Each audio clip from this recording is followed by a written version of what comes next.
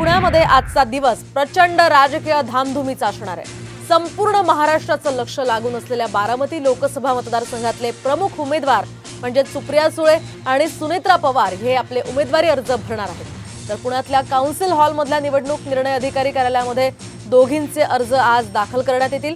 सुप्रिया सुळे आणि सुनेत्रा पवार यांच्या सोबतच शिरूरचे राष्ट्रवादी काँग्रेस शरदचंद्र पवार गटाचे उमेदवार अमोल कोल्हे आणि पुण्यातल्या काँग्रेसचे उमेदवार रवींद्र धंगेकर हे सुद्धा आज अर्ज दाखल करणार आहेत। तर महाविकास आघाडीकडून आज जोरदार शक्ती प्रदर्शन करण्यात येण्याची तयारी सुद्धा करण्यात आली आहे।